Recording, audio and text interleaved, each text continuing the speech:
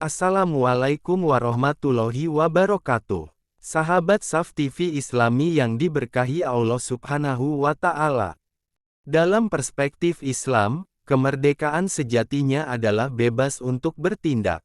Hal ini dapat dipahami karena manusia adalah makhluk yang diberikan otonomi dan kepercayaan sebagai khalifah fil ard, pemimpin di muka bumi.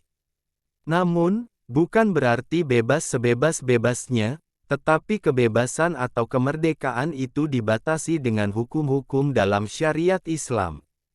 Batasan tersebut bisa ditemukan dalam Al-Quran sebagai sumber utama hukum Islam dan terdapat pula dalam hadits yang menjadi sumber hukum Islam kedua. Sehingga kemerdekaan itu mempunyai batasan dan menjadi petunjuk kepada manusia dalam menjalani kehidupan di dunia sebagai bekal untuk kehidupan di akhirat kelak. Dalam Kamus Besar Bahasa Indonesia, secara etimologi merdeka berarti bebas. Kemerdekaan artinya kebebasan. Sedangkan secara terminologi, merdeka artinya adalah bebas dari segala penjajah dan penjajahan atau penghambaan.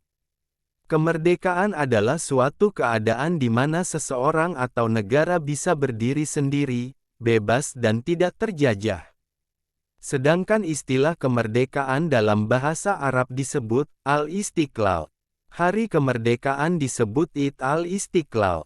Hal ini merupakan bentuk penafsiran dari al-Taharrur wa al-Khalas min al-Qaid wa al-Saitarah al-Ajnabiyah, artinya bebas dan lepas dari segala bentuk ikatan dan penguasaan pihak lain. Dalam istilah lain disebutkan, artinya kemampuan melaktualisasikan diri tanpa adanya segala bentuk pemaksaan dan kekerasan dari luar dirinya. Dengan kata lain, kemerdekaan adalah bebas dari segala bentuk penindasan bangsa lain. Kata lain untuk makna ini adalah al-hurriyah. Kata ini biasa diterjemahkan sebagai kebebasan. Dari kata ini terbentuk kata al-tahrir yang berarti pembebasan. Tahrir al-marah berarti pembebasan perempuan. Orang yang bebas merdeka disebut al-hur, lawan dari al-abde, budak. Penggunaan kata kebebasan dalam konteks kaum muslimin hari ini tampaknya kurang menyenangkan.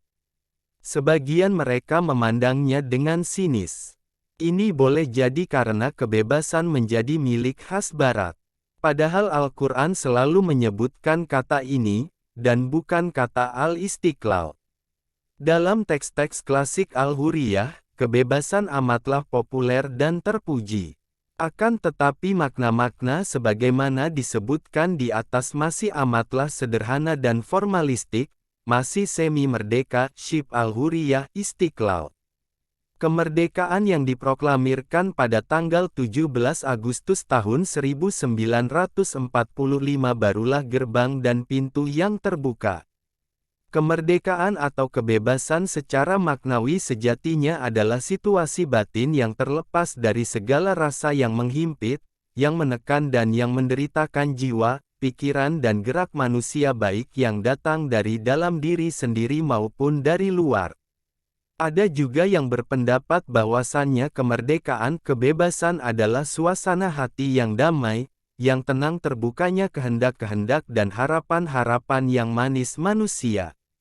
Bentuk penghambaan yang menjatuhkan harkat martabat manusia seperti itu juga terjadi pada era modern. Penghambaan terhadap materialisme dan hedonisme telah mengantarkan manusia modern untuk melakukan korupsi tanpa perasaan bersalah, mengorbankan nyawa-nyawa tak berdosa, menghalalkan berbagai cara untuk meraih kursi dan posisi, dan seterusnya. Penghambaan-penghambaan yang demikian bukan hanya melukai harkat martabat manusia, namun juga menghancurkan sendi-sendi kehidupan berbangsa dan bernegara, yang hakikat menjadi tujuan dari proklamasi kemerdekaan Republik Indonesia 72 tahun yang lalu. Kedua, makna kemerdekaan juga dapat dipetik dari kisah Nabi Musa ketika membebaskan bangsanya dari penindasan Fir'aun. Kekejaman rezim Fir'aun terhadap bangsa Israel dikisahkan dalam berbagai ayat Al-Quran. Rezim Fir'aun merupakan representasi komunitas yang menyombongkan diri dan sok berkuasa di muka bumi, mustakbirun fi al-ard.